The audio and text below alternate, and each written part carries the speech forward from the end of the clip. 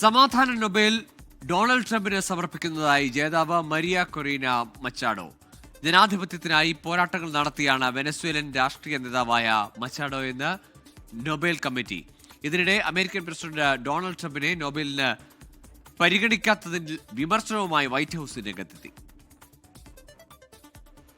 The Norwegian Nobel Committee has decided to award the Nobel Peace Prize for 2025 to Maria Corina Machado.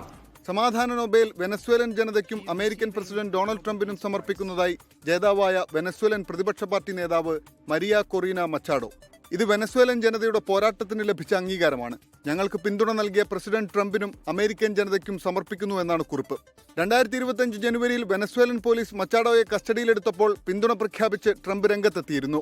ജനാധിപത്യത്തിനായി നിരന്തരം വാദിച്ച നേതാവാണ് മച്ചാഡോ എന്നാണ് Nobel committee അഭിപ്രായപ്പെട്ടത്. Hugo Chavez, Nicholas Maduro സർക്കാരുകൾക്കെതിരായ പ്രക്ഷോഭത്തിന്റെ മുൻനിര പോരാളിയാണ് Maria Corina Machado. നിരന്തരം തർക്കത്തിലായ മച്ചാഡോയെ 2024 president തിരഞ്ഞെടുപ്പിൽ മത്സരിക്കുന്നതിൽ നിന്ന് Venezuelan ഭരണകൂടം വിലക്കിയിരുന്നു. 2025 ജനുവരിയിൽ മരിയ കൊറീന മച്ചാഡോ സഞ്ചരിച്ച വാഹനവ്യൂഹത്തിനു നേരെ പോലീസ് വെടിവെപ്പുണ്ടാവുകയും അതിനു പിന്നാലെ മച്ചാഡോയെ കസ്റ്റഡിയിലെടുക്കുകയും ചെയ്തു. പുരസ്കാര പ്രഖ്യാപനത്തിനു പിന്നാലെ ട്രംപിനെ സമാധാന നൊബേലിന് പരിഗണിക്കാത്തതിൽ എതിർപ്പുമായി വൈറ്റ് ഹൌസ് രംഗത്തെത്തി. നൊബേൽ കമ്മിറ്റി സമാധാനത്തിന് മുകളിൽ രാഷ്ട്രീയമാണ് പരിഗണിച്ചത് എന്നായിരുന്നു വിമർശനം. International desk 24.